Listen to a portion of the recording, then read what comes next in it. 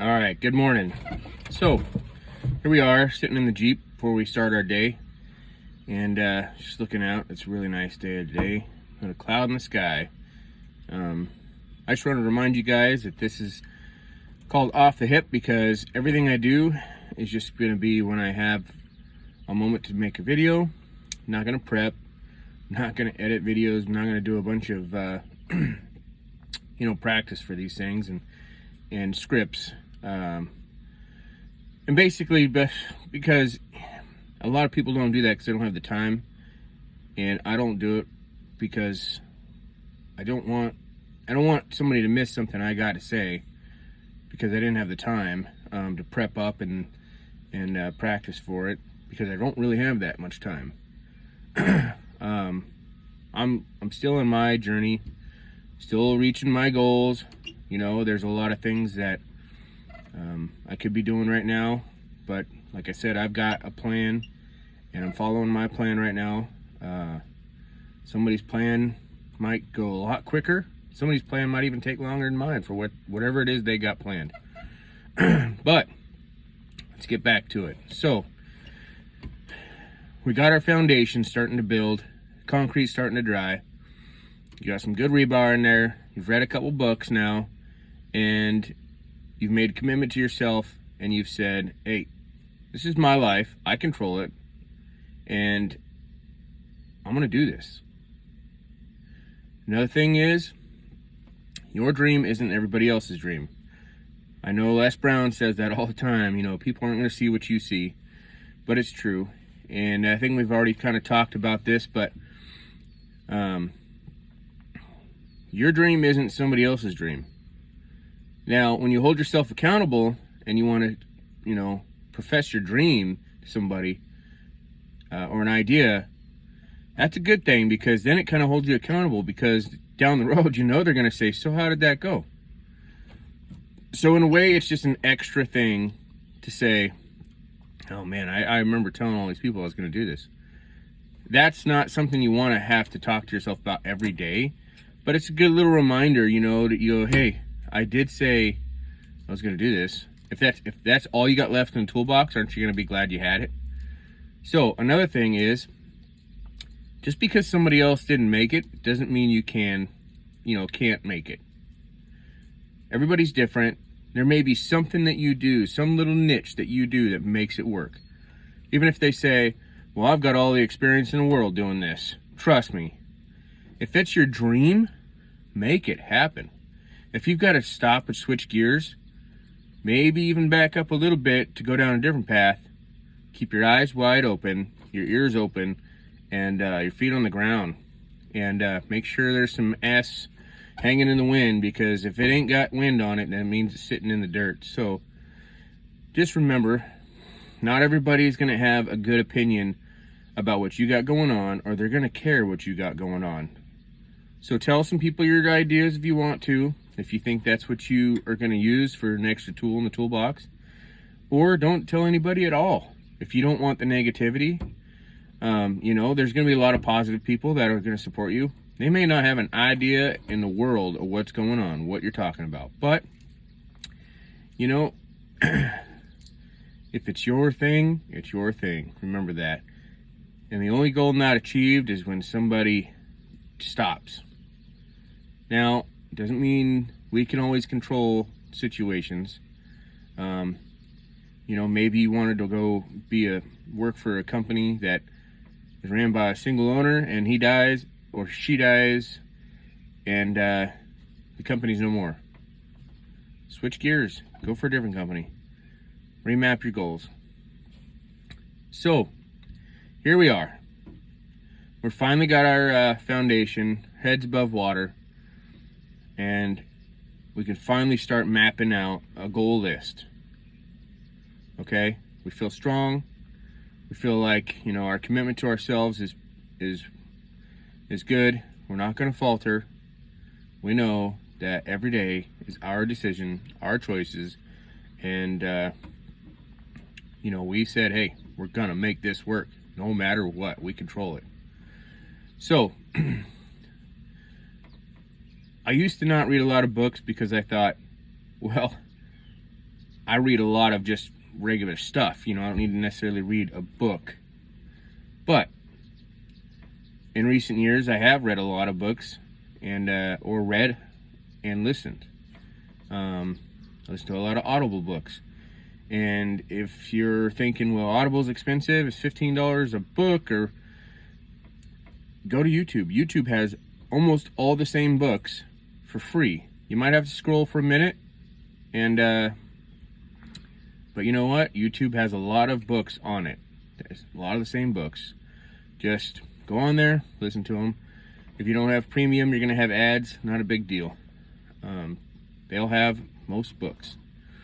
So I'm not gonna give you a list of books just yet of what you should be reading, because there's a lot of different people out there with different ways about life. Jordan Peterson is one of my favorites because he's compassionate about what he talks about. And you can see that with the emotion in his voice. And some people say, like, oh, he's melodramatic and he's whiny. But if you really listen to what that guy has to say, you'll realize he's got a lot of good stuff to say. And you should be passionate about what you have going on in your life too. And it really helps motivate you to keep your goals going. So one of the things that I like to do is David Goggins calls this the cookie jar. When you're trying to motivate yourself, things are looking up, and you wake up in the morning, rested and you're ready to go. That's great. One more thing you need to do though.